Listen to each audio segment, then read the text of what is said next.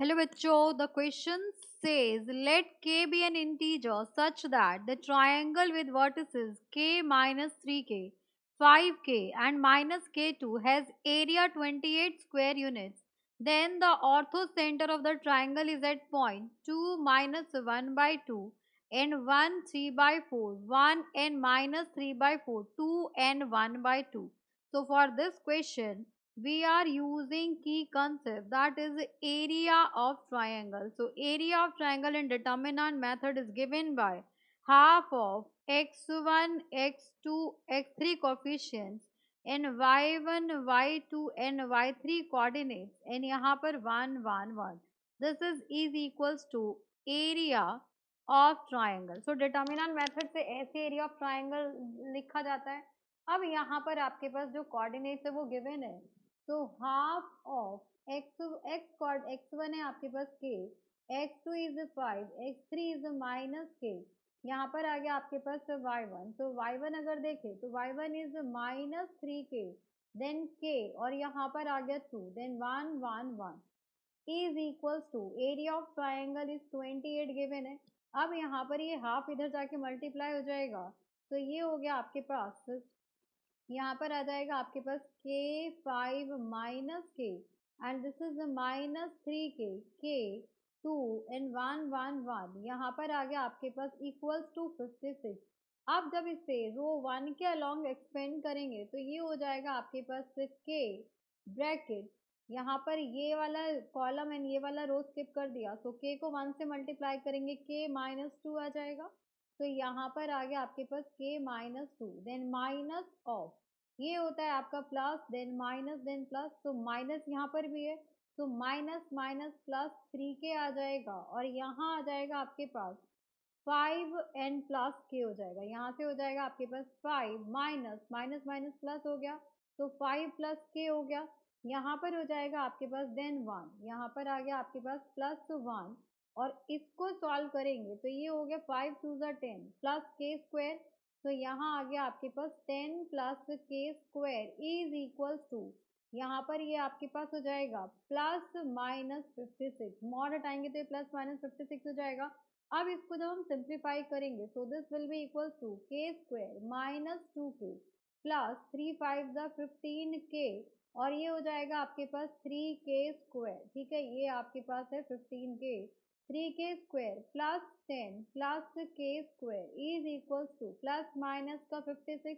अब जब इसे हम सिंप्लीफाई करेंगे तो जो भी आपकी सेम टर्म्स हैं उनको ऐड कर लेंगे या सब्सट्रैक्ट कर लेंगे, जो भी कंडीशन होगी.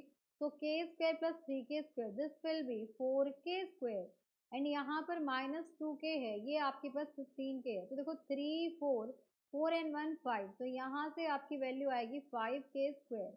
तो this will be equals to 5k square plus 13k plus 10 equals to, एक बार लेंगे हम प्लस 56 और एक केस में लेंगे हम 5k square plus 13k plus 10 equals to minus of 56. अब जब इसे सॉल्व करेंगे तो क्या आएगा आपके पास, this will be equals to 5k square, ये आपके पास 5k स्क्वायर हो जाएगा एंड वहां पर आपके पास प्लस 56 है. So this is 5k square plus 13k हो जाएगा. ठीक है, अब इसको यहाँ पर इधर लेकर के आएंगे तो यहाँ पर माइनस हो जाएगा, तो this will be minus 46 equals to 0 हो जाएगा. इसमें देखें अगर इस इक्वेशन को तो ये हो गया आपके पास 5k square plus 13k and इधर आके हो जाएगा ये प्लस, यहाँ पर 66 हो जाएगा, ये हो गया आपके पास प्लस 66 इक्वल्स टू 0. अब हमें क्या फाइंड आउट करना है, हमें यहाँ पर k की वैल्यू फाइंड आउट करनी है. तो यहाँ पर अगर हम देखें तो यहाँ से b will be equals to not b, determinant की वैल्यू देखते हैं. सो d होता है आपके पास माइनस बी स्क्वायर, यहाँ पर d is equals to b square minus 4ac. तो यहाँ पर b स्क्वायर यानी कि 13 का square minus 4 into a is 5 into c minus 46 है. इस केस में d की बात करें तो ये हो जाएगा आपके पास बी स्क्वायर माइनस 4ac. तो b इज 13 का स्क्वायर माइनस 4 इंटू ए इंटू सी. तो इन this case d will be less than 0, therefore no real value of x, therefore no real value of x. तो यहाँ पे x नहीं, यहाँ पर k फाइंड आउट करना था. तो यहाँ पर k की कोई रियल वैल्यू नहीं आएगी, इसीलिए आप ये कंडीशन नहीं लेंगे, ये इक्वेशन नहीं लेंगे। इसको जब सॉल्व करेंगे so this will be equals to 169 हो जाएगा एंड ये हो जाएगा प्लस 5 4 20 इंटू 46। तो इसको ऐड करेंगे तो 169 प्लस 0 2 6 18 कैरी 1 2 4 8 एंड 1 9। तो यहाँ पर आ जाएगी वैल्यू आपके पास 980 में 169 ऐड करेंगे तो ये हो गया आपके पास 9, ये हो गया 4, दिस इज 9 10 11। तो यहाँ पे आ गया 1149, this value is 1149। Then next यहाँ पर आपकी वैल्यू जो आएगी वो 980 नहीं 920 होगी। तो 920 जब ऐड करेंगे तो ये वैल्यू क्या हो जाएगी आपके पास, दिस विल बी 920, ये 0 आ गया, 2 6 12 होता है तो यहाँ पर कैरी 1, तो ये हो गया आपके पास 920, ये हो गया 8, दिस विल बी 1089। तो 1089 आपका एक परफेक्ट स्क्वायर होता है। तो यहाँ पर देखेंगे 1089 आपका किसका परफेक्ट स्क्वायर होता है, 1089 डी की वैल्यू आ गई। सो यहाँ से x will be equals to minus b is 13 plus minus under root d upon 2a होता है, यानी कि 5 इंटू 2 हो जाएगा। सो यहाँ पर x नहीं k फाइंड आउट कर रहे हैं तो ये आपके पास है k, यहाँ से आ गया आपके पास k की वैल्यू फाइंड आउट होगी। सो यहाँ हो जाएगा आपके पास k will be equals to -13 एक बार प्लस माइनस, और यहाँ पर अगर अंडर रूट कर दिया जाए 1089 अपॉन 10 हो जाएगा।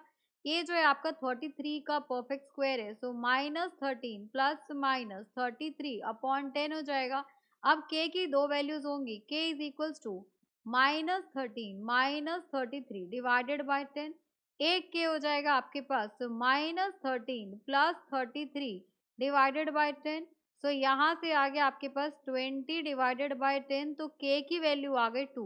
इन this case k will be equals to -46 divided by 10, but k is integer, k के लिए बोला गया है कि k आपका इंटीजर होगा, तो इसीलिए यहाँ पर k हमारा इंटीजर है, but k is integer, therefore k will be equals to 2। यहाँ से k की वैल्यू आएगी आपकी 2, क्योंकि इंटीजर है तो सेकंड वैल्यू यहाँ पर कंसीडर नहीं करेंगे। अब देखो हमें क्या करना है, k की वैल्यू अगर 2 हो गई तो coordinates will be coordinates coordinates of triangle will be क्या हो जाएगा, यहाँ पे कोऑर्डिनेट था आपके पास k-3 के, एक था आपके पास, यहाँ लिख लेते हैं k-3 के एंड -3 के। एक कोऑर्डिनेट क्या है आपके पास, वन इज 5 और k, यहाँ पर हो गया आपके पास 5 और k कोऑर्डिनेट आपका 2 है, एंड एक और कोऑर्डिनेट हो गया आपके पास -k और 2, तो -k यानी कि -2 और 2 ये गिवन है आपको। अगर हम क्या करें, इन पॉइंट्स को अगर हम कोऑर्डिनेट एक्सिस पर ले तो यहाँ पर ये कैसे प्लॉट होगा, इसको प्लॉट कर लेते हैं। यहाँ पर k क्या था आपके पास 2 and this will B -6, this is 5 and 2, this is -2 and 2। अब इसको प्लॉट करते हैं तो यहाँ पर देखिए ये आपके पास एक्सिस हो गया, ठीक है, रफ डायग्राम है आपका, ये आपका एक्स एक्सिस होता है और ये आपके पास होता है वाई एक्सिस, ठीक है। अब यहाँ पर नंबरिंग कर लीजिए, सो 1 2 3 4, यहाँ पर आपके पास 1 2 3 4 5, हमें कितनी वैल्यू चाहिए, तो यहाँ पर y की हाईएस्ट वैल्यू -6 चाहिए, तो इसको और एक्सटेंड कर लेते हैं, दिस इज -1 -2 -3 -4 -5 और -6, ये हो गया। यहाँ पर -1 -2, this is -3 and this is -4, ये हो गया। अब देखो हम 2 और -6, अगर x 2 है तो y क्या है उस पॉइंट पर, x 2 है तो y -6 है, यानी कि एक पॉइंट ये वाला हो जाएगा आपका। नेक्स्ट देखो यहाँ पर x 5 है तो y 2 है, x अगर 5 है तो y आपके पास 2 है, तो ये वाला पॉइंट हो गया। एक आपके पास x -2 है एंड y 2 है, यानी कि ये वाला पॉइंट हो गया। तो यहाँ पे आपके पास ये एक ट्राइंगल हो जाएगा, यहाँ से आप अगर ज्वाइन कर लेंगे तो ये आपका एक ट्राइंगल हो गया। हमें ऑर्थो सेंटर बताना है, तो ऑर्थो सेंटर क्या होगा, ऑर्थो सेंटर जो ये मीडियंस होंगे ना, इस वर्टेक्स पे से इस पे एक परपेंडिकुलर आ जाएगा, ठीक है। यहाँ पर एक परपेंडिकुलर आ गया, ए वर्टेक्स से इस वर्टेक्स से भी एक परपेंडिकुलर रख दीजिए आप, यहाँ पर एक परपेंडिकुलर आ गया, इनका पॉइंट ऑफ इंटरसेक्शन आपका ऑर्थो सेंटर होगा, ठीक है। अब देखो यहाँ पर अगर मैं नाम दे दूं तो ये आपका ए हो जाएगा, यहाँ पर भी आपके पास बी हो जाएगा, दिस इज सी। अब कोऑर्डिनेट्स की बात करें तो ए कोऑर्डिनेट है आपके पास 2 माइनस का 6, बी कोऑर्डिनेट है आपका 5 एंड 2, ये 5x आपका, एंड सी कोऑर्डिनेट क्या है आपके पास -2 एंड 2, यही कोऑर्डिनेट है सी कोऑर्डिनेट।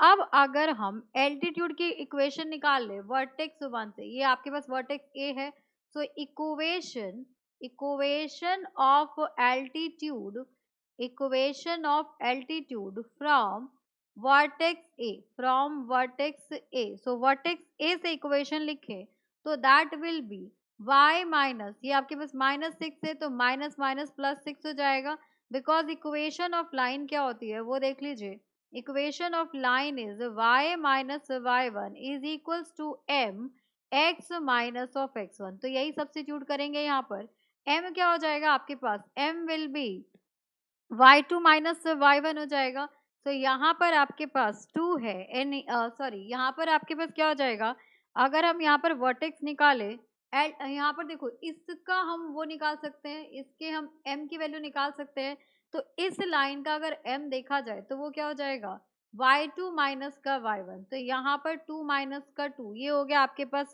0, यहाँ से आपके पास 0 आ गया, एंड इसको अगर देखा जाए 5 माइनस का 2, तो यहाँ पर भी क्या आ जाएगा आपके पास, ये हो जाएगा आपके पास 7, यानी कि इस लाइन का स्लोप हो गया 0, इस लाइन का स्लोप 0 हो गया। अगर इस लाइन का स्लोप 0 हो गया तो यहाँ से आपके पास आ जाएगा, यानी कि ये लाइन किसको रिप्रेजेंट करती है, जैसे इस लाइन का स्लोप 0 हो गया तो इसका 0 है तो ये इसके परपेंडिकुलर है, तो यहाँ से m1 into m2 is equals to -1 होता है, तो अगर m1 0 है तो m2 will be equals to -1 upon 0 that is equals to infinity, तो यहाँ से हो जाएगा आपके पास -1 अपॉन 2 -2 अपॉन ये आपके पास -2 -5, तो यहाँ से हम बोल सकते हैं, और x माइनस का 2 है, x माइनस का 2 है, तो स्लोप अगर इन्फिनिटी हो गया, स्लोप अगर आपके पास इन्फिनिटी हो गया, तो यहाँ से आपके पास आ गया x is equals to 2, x2 आ गया, तो ये तो पता चल गया कि x कोऑर्डिनेट क्या होगा, तो x कोऑर्डिनेट तो कंफर्म हो गया कि इस ऑर्थो सेंटर का x कोऑर्डिनेट आपका 2 हो जाएगा। अब y की बात करें तो y के लिए क्या करेंगे, अब आपके पास एक और इक्वेशन लेते हैं, इस वाले लाइन की अगर इक्वेशन फाइंड आउट करें तो इसका स्लोप क्या होगा, पहले हम इसका स्लोप निकाल लें, तो यहाँ पर भी इनवर्स में भी यही स्लोप होगा कि m2 will be equals to -1 upon m1, तो यहाँ से हो जाएगा आपके पास इस लाइन की इक्वेशन की बात करें तो यहाँ पर equation of altitude from vertex C, अगर हम वर्टेक्स सी से बात करें तो क्या हो जाएगा, आप देखेंगे यहाँ पर हो जाएगा आपके पास y माइनस का 2, बिकॉज y कोऑर्डिनेट आपके पास 2 है, तो ये हो गया आपके पास y minus 2 is equals to -1 upon, इसके अगर हम स्लोप को लिखें तो क्या हो जाएगा, इसका स्लोप यहाँ पर आ जाएगा, इसमें से 2 माइनस का 6, तो 2 माइनस का 6 करेंगे तो ये हो जाएगा आपके पास 8 हो जाएगा, तो यहाँ पर आ गया 8 अपॉन, यहाँ बात करें यहाँ पर x2 माइनस x1, सो 5 माइनस 2 करेंगे तो ये हो गया आपके पास 3, एंड यहाँ पर आ गया आपके पास x माइनस, ये क्या है, ये आपके पास है माइनस का 2, तो ये हो जाएगा आपके पास +2। अब इसको सॉल्व करेंगे तो यहाँ से आ जाएगा आपके पास y माइनस का 3, ये जो आपके पास 3 है ये तो ऊपर चला जाएगा, तो यहाँ से हो गया आपके पास y minus 2 is equals to -3/8, x plus 2, इसको मल्टीप्लाई कर दें सो 8y माइनस 16 हो जाएगा, 8 को जब हम 2 से मल्टीप्लाई करेंगे तो ये वैल्यू हो गई आपकी 16, तो 16 is equals to minus of x plus 2, and we know that x is equals to 2, तो जैसे ही हम x की वैल्यू 2 सब्स्टिट्यूट करेंगे तो यहाँ से 8y minus 16 is equals to -3, this will be 2 plus 2, ये हो गया आपके पास 4, so this will be -12, so 8y will be equals to -12 plus 16, तो यहाँ से वैल्यू आ गई आपके पास 4, तो यहाँ से आ गया y is equals to 4/8 that is equals to 1/2। So y की वैल्यू आ गई 1/2। हमसे पूछा गया था कि ऑर्थो सेंटर क्या है। So for this question ortho centre will be x coordinate 2 है एंड वाई कोऑर्डिनेट आपका 1/2 है। सो 2 1/2 यहाँ पे आपका आंसर होगा। तो ऑप्शंस में देखते हैं 2 एंड 1/2 जो कि आपका ऑप्शन नंबर 4 है। So for this question option number 4 ortho centre of the given triangle will be 2 and 1/2। Hope you understood it very well. Thank you so much. Best of luck.